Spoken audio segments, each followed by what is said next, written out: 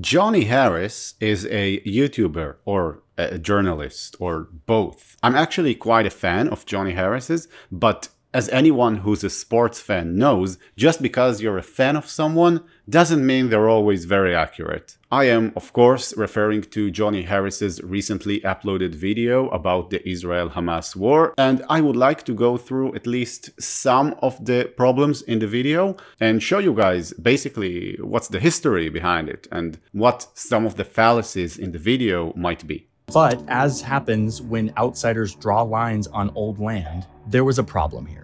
Within these borders that were meant for the new Jewish country, hundreds of thousands of Palestinian Arabs were living, who would soon have to leave their homes to move to their side of the line. That is false.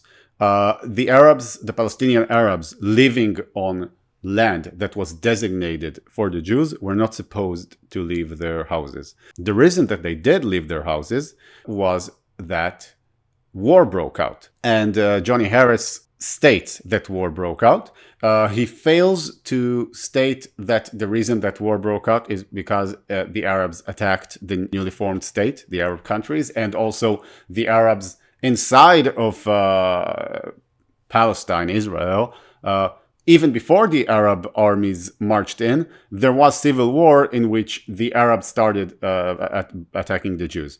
So basically, it all boils down to the Arabs refused the partition plan. Now, I bet he knows this. He strikes me as more knowledgeable than average, way more knowledgeable than average on this issue.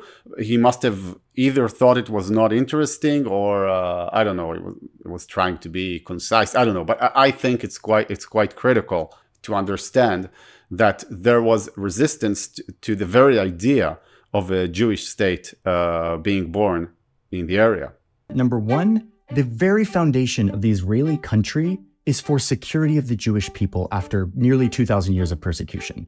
And number two, the location they chose to set it up was becoming, as a result of this conflict, not much safer than Europe. That is also absolutely false. We will see throughout this video that a main point that Harris makes is about security for the Jewish people, about Israel is supposed to make the Jewish people more secure. And he claims that it's less safe than it was in Europe.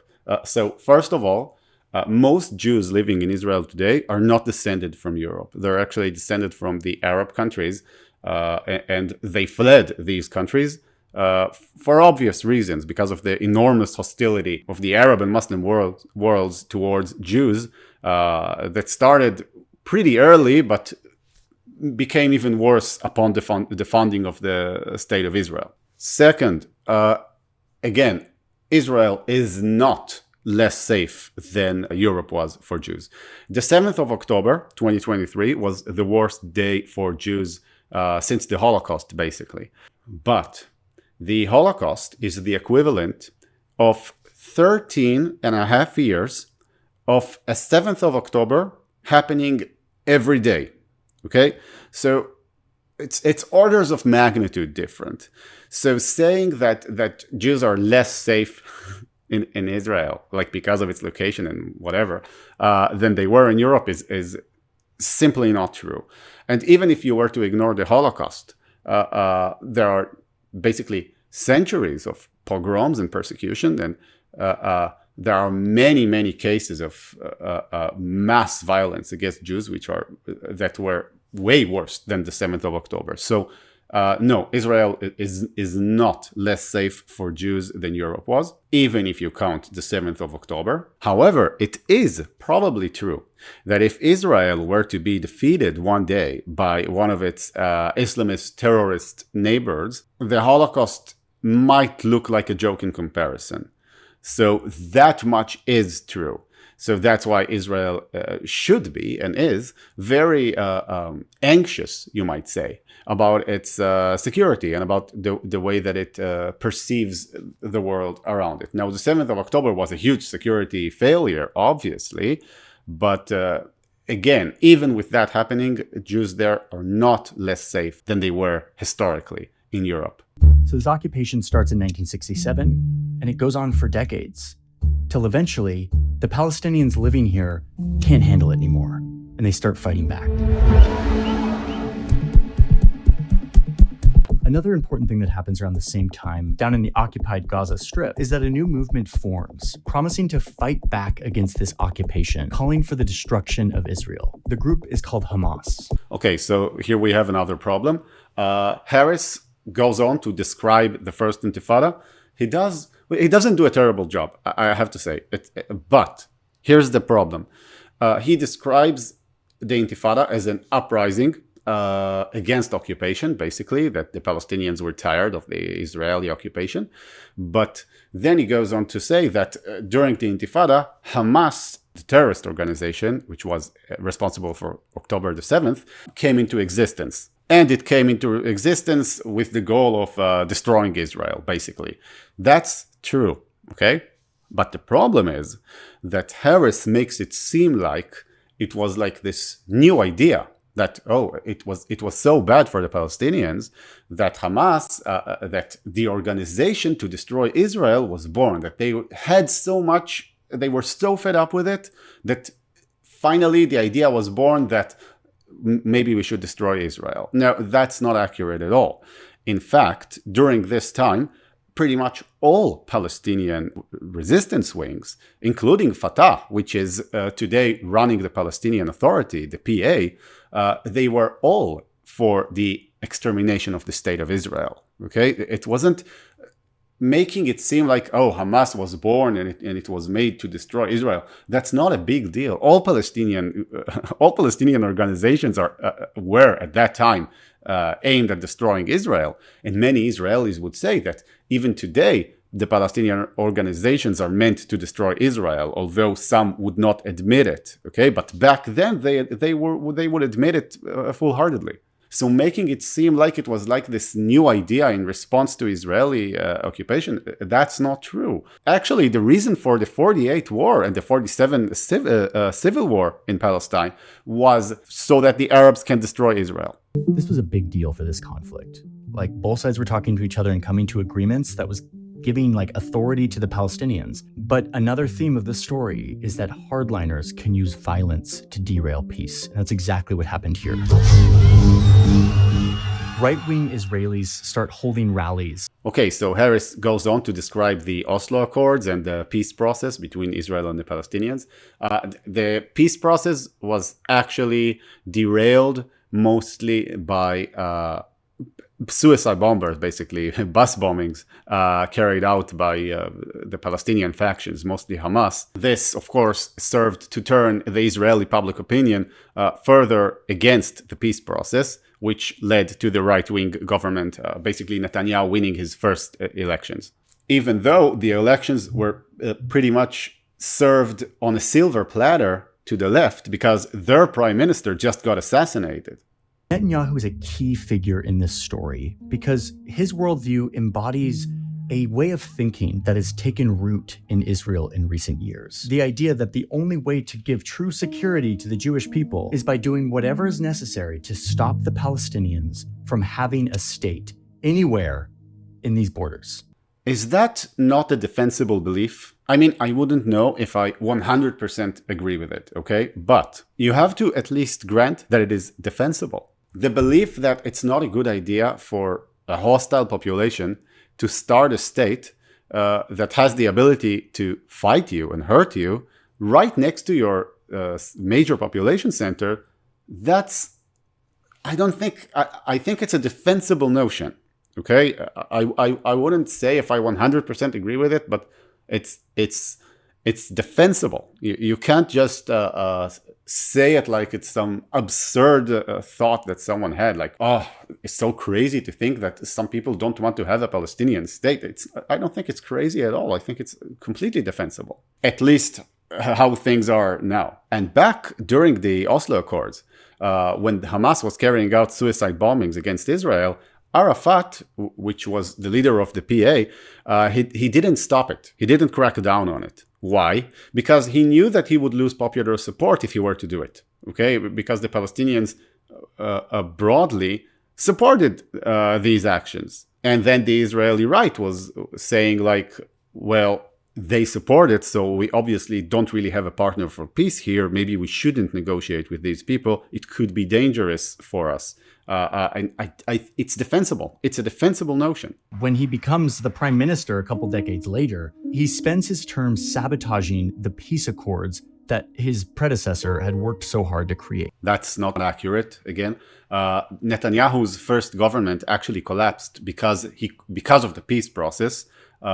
Israel was committed to it because it signed it, but Netanyahu in his government, he couldn't continue with the peace process because of opposition in the government, and he also couldn't stop the peace process because of opposition in the government, right? So he ended up stuck and he had to resign. So he steps down, and then Ehud Barak gets elected. And Ehud Barak goes to Camp David with Yasser Arafat, and he offers him a huge deal, which basically gives the Palestinians almost everything they wanted.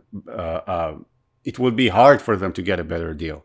And the Palestinians refuse, and then the Second Intifada starts. The Second Intifada was much more violent and bloody than the first, and Johnny Harris mentions this, but he presents the Second Intifada as a response to the policies of the Netanyahu government. But that's actually, I believe it's not the best way to look at it, because it wasn't Netanyahu then, it was Ehud Barak, and it was probably more of a response to the failure of the peace talks between Barak and Arafat back in 2000. The Palestinian government was now deeply divided, Hamas ruling Gaza and the West Bank being run by a more moderate, secular Palestinian faction. And crucially, neither considered the other to be legitimate, which weakened their ability to negotiate for any kind of state, for any kind of country. This division played right into the hands of the Israeli right.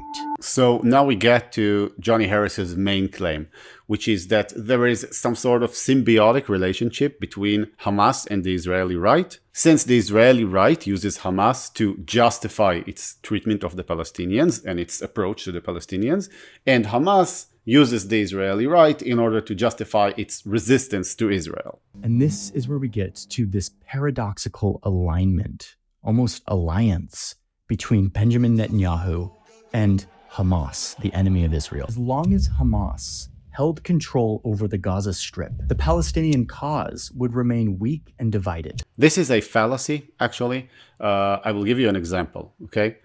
Let's go back to the Cold War for a moment. Obviously, the liberal democracies, the capitalist societies, they have their flaws, and more obviously, the communist societies of the Eastern Bloc, they have their flaws, right? So the capitalists would point at the problems with the communists and how they're hostile towards them. They would point at that and say, okay, that's why we have to oppose this, right? And the communists would do the opposite. They would point at the capitalists and they would say, look at what's happening over there. We have to oppose this. This probably still goes on to an extent like between the US and Russia or between the US and China and whatever.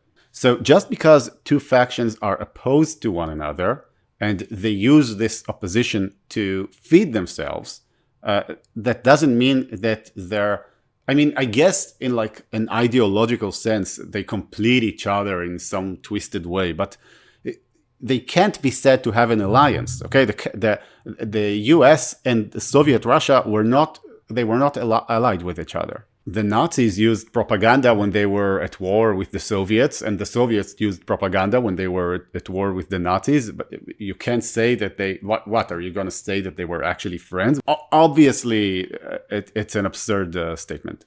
It's like a mental trick, because there is some truth in it, but it's not the sane way to look at it. On October 7th, 2023, we saw how wrong-headed this theory of security was. Okay, so in this part, Harris claims that the approach of the Israeli right to the Palestinians was obviously wrong because of what happened on the 7th of October. But that is only one way to interpret things. This is also an ongoing discussion in Israel, and it's probably going to stay this way for a long time. Because obviously, people who are on the left are going to look at this and say, well, obviously the right was wrong, right? Because look what happened to us. But people on the right might just as well come out and say that's actually not the proper way to look at it. The proper way to look at it is that if this happened to us from the threat in Gaza, imagine what would happen to us if there were a Palestinian state. Like they would make the 7th of October look like a walk in the park. So you could actually interpret this situation and become even more right-wing and even more rejectionist. And I believe, I'm not sure, but I believe that this is what's happening today to most Israelis. They are moving right after seeing what happened. Harris, even though he acts as if his way of looking at things is the only way to interpret the situation, that's actually not true. You can interpret it in other ways as well. While Netanyahu's strategy of divide and conquer might be good for taking over more land, what it's not good for is making good on the original promise of Israel, which is ensuring the security of the Jewish people. In fact,